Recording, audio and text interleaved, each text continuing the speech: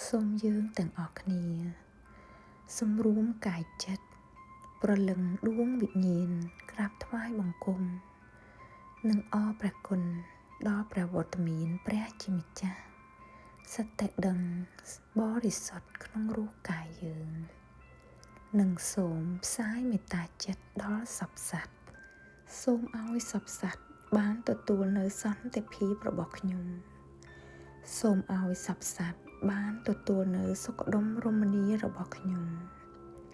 សូមឲ្យសព្វសត្វទទួលបាននៅកុសលផលបុណ្យរបស់ខ្ញុំសូមឲ្យសព្វសត្វទទួលបាននៅព្រះធម៌របស់ខ្ញុំព្រះធម៌របស់ខ្ញុំព្រះធម៌របស់ខ្ញុំសព្វសត្វជាមិត្តរបស់ខ្ញុំគ្មាននរណាម្នាក់ជាសត្រូវខ្ញុំទេ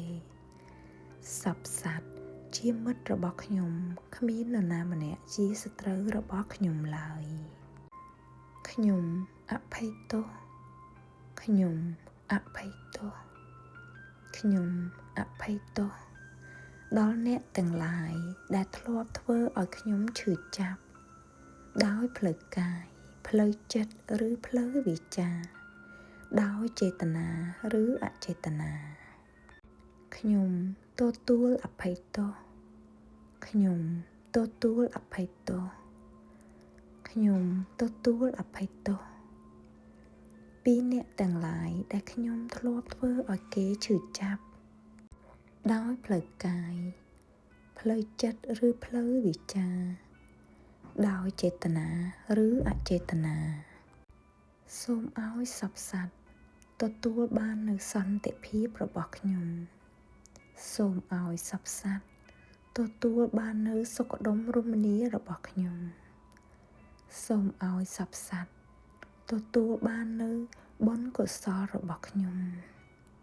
សូមឲ្យសព្វសត្វទទួលបាននូវព្រះធម៌របស់ខ្ញុំព្រះធម៌របស់ខ្ញុំ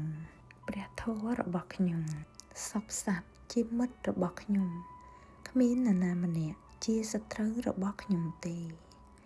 សព្វសត្វជាមិត្តរបស់ខ្ញុំគ្មាននរណាម្នាក់ជាសត្រូវរបស់ខ្ញុំឡើយសូមឲ្យសព្វសត្វ